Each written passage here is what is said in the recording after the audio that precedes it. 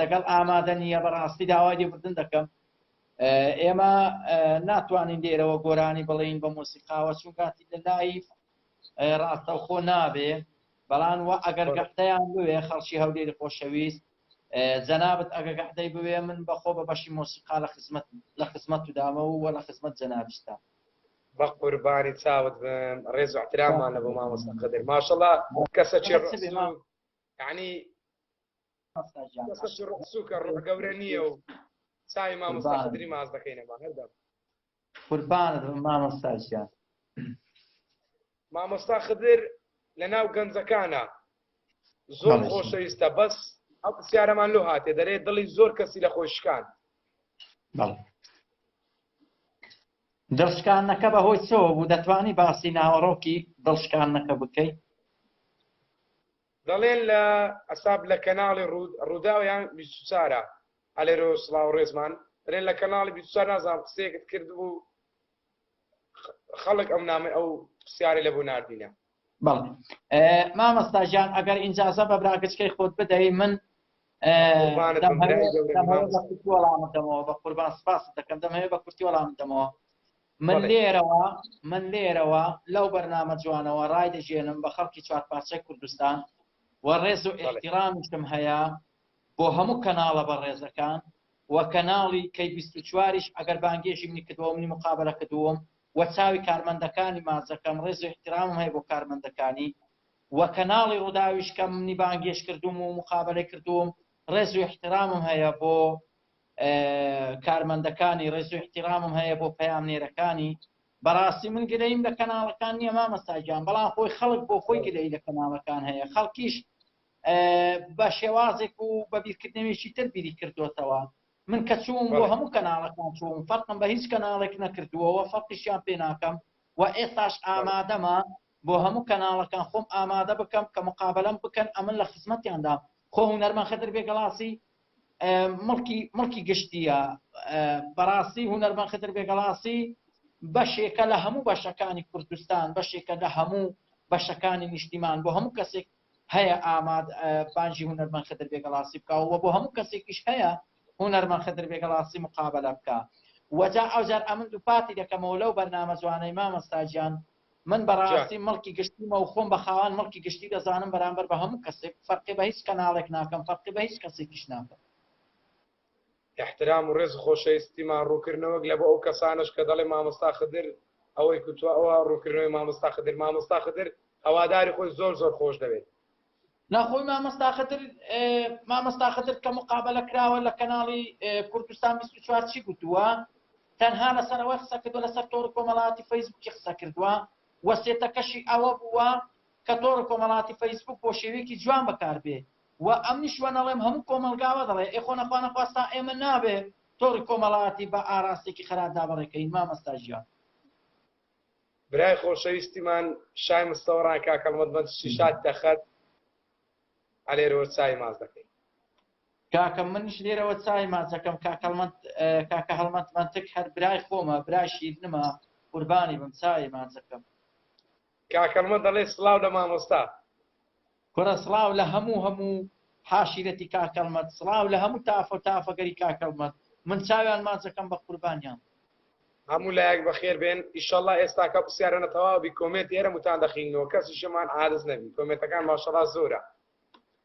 باشە مامۆستا شانازی بەوە دەکات پێی دەڵێن میسی یان پێت بڵێن هونەرمەندێکی کورد؟ وەڵڵاهی مامۆستا گیان مرۆڤێک کە حەبدی خوایە کە پلە و پایەشی هەبوو لە کوردستان ئیتر بە هەچ ناوێکی بانجیکەی هەر هونەرمەندە.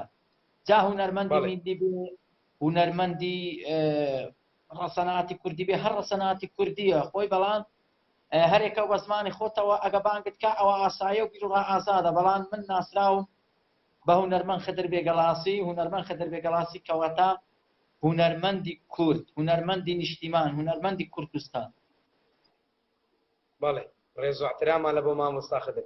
باشە مامۆستا خدر پۆستێکت کردبوو لە سەکاکە فاخرەیەدی گوتت پشتگیری دەکەین و دڵگرانین، دەمانەوێت ڕوونکردنەوەک لەو لایڤەش لە بۆ کاکە فاخر هەریری.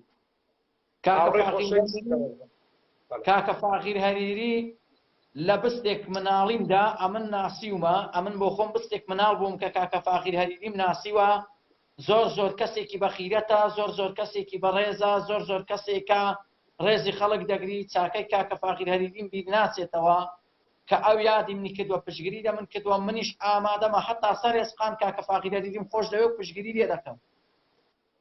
بەڵێ ڕێز و احترامیشمان لە بۆ کاک فاخیر. منیش ڕێز و احترام دەنێرم بۆ بنەماڵەی کاکە فاخیر هەریری وە دەستی باوکیشی ماچەکەم وە دەستی دایکیشی ماچەکەم و ڕێزیشم هەیە بۆ خودی کاکە فاخیر هەریری و چاوی ماچەکەم. ڕێز و احترامان لە بۆ هەموو بینەرانی لایڤ. باشە مامۆستا خدر لە هەردوو مامۆستای مقامات مامۆستا فەرهاد زیرەک و مامۆستا کامەران عومەر کامیان هەڵدەبژێری بە مامۆستای مقامات؟ وەڵاهی بۆ مامۆستای مقامات ئەمن بەڕاستی هەرچیان هەڵدەبژێرم بەڵام هەڵبژاردنەکە ئەمن ڕەخنەیان لێ ناگرم و هەرچیان دەنجیان خۆشە و هەرچیان بەڕاستی مقاماتی غەریبیان هەیە من گوێم لە هەرتک مامۆستا خدر ئەمە یەکڵمان دەوێت یەک ناو. بەڵێ بەڵام ئەگەر ئینجازان مامۆستا فەرهاد یان مامۆستا کامەران؟ بەڵام ئەگەر ئینجازان پێ بدەیت. بەڵێ گیان ببوورە خوا داوای لێبوردن دەکەم. مامۆستا گیان برای گەورەمی قوربانت بە مامۆستا گیان. مامۆستا گیان من گوێم لە مقامی هەرکانیان ڕاگرتووە گوێم لە مقامی مامۆستا کامەران عومەریش ڕاگرتووە گوێم لە مقامی مامۆستا ئەگەر ناوەکەم پێ بڵێ ناوەکەم بیستۆ خوا ببوورە مامۆستا فەرهاد زیرەک و مامۆستا کامەران عومەر. گوێم لە مقامی مامۆستا فەرهاد زیرەکیش ڕاگرتووە. بەڕاستی مامۆستا گیان من مقامی هەرکانم پێخۆشە من وە هەرچیان بە مەرحەلەی یەکەم هەڵدەبژێرم و ڕێز و احترامم هەیە بۆ مامۆستا کامەران عومەر چاوەکانی ماچەکەم ڕێز و احترامم هەیە بۆ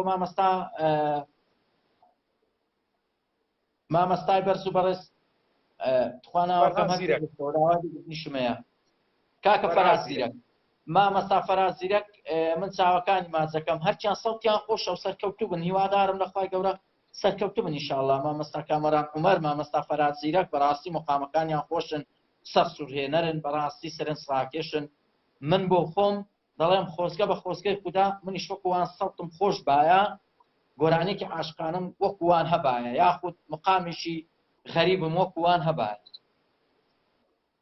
بەڵێ ڕێز و احترامان. ئەجا ئێستا بەڵێ هەیە بڵێ چی هەیە بۆ کاگاوات بۆکانی یەک نووستی؟ بۆ کاکاوات بۆکانی ڕێز و احترامم هەیە بەخوا لە مێژە ئاگام لێ نییە وەڵاهی بەخوا لە مێژە ئاگام لێ نییە ئێستاوە ڕزیم کردووە ئێستا پێم خۆشە گەحدێکم دەگەڵ هەبێ دانیشتێکم دەگەڵ هەبێ یاخود ئەگە دانیشتنیش نەبێ کاکەکە گەحدەش نەبێ کاکە بابێتە سەرخەت هەرەگە نەبێ ئەحواڵی یەکتر بپرسین ئاوا زۆر خۆشە یعنی بەڕاستی زۆر مرتاح دەبم دڵم مرتاح دەبێت. ڕێز و احترامان لە بۆ تۆ مامۆستا خدر ماشەڵڵا ڕۆژ بە ڕۆژ شەوادارت